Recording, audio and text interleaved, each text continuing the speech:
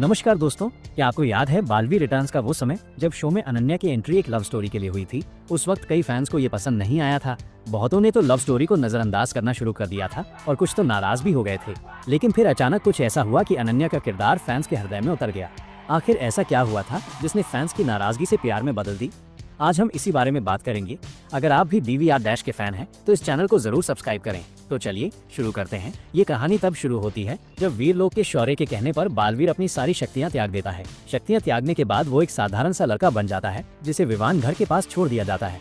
उसे अपनी पिछली जिंदगी का कुछ भी याद नहीं रहता और इसी वजह से उसका नाम देबू रखा जाता है। इसी बीच एक प्रोमो सामने आता है। इस प्रोमो में देबू और अनन्या के बीच प्यारी सी नोक-झोंक दिखाई जाती है। इस प्रोमो को देखकर फैंस के बीच हलचल मच गई। सब हैरान थे कि अचानक एक ऐसा ट्विस्ट आ गया है। फैंस की नाराजगी और नो लव स्टोरी की मांग। कई फैंस कहने लगे DVR तो बच्चों का शो है, इसमें लव स्टोरी नहीं होनी चाहिए।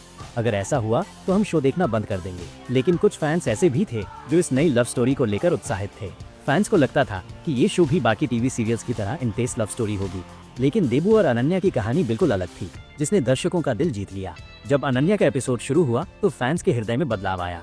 देबू और अनन्या की कहानी वैलेंटाइन डे से शुरू होती है, जब देबू किसी काम से बाजार जाता है। तभी भैमार और उसकी गर्लफ्रेंड लोगों को परेशान करते हैं। इसी बीच अनन्या की एंट्री होती है और एक बच्चे को बचाती है। तभी देबू देखता है कि हर कोई एक दूसरे को फूल दे रहा है, लेकिन उसे वैलेंटाइन डे के बारे में कुछ पता नहीं होता।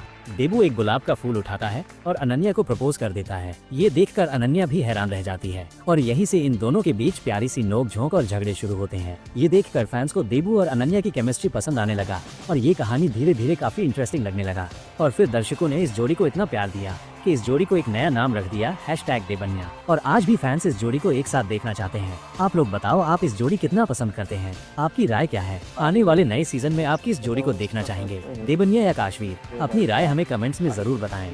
मिलते हैं एक और अगले वीडियो।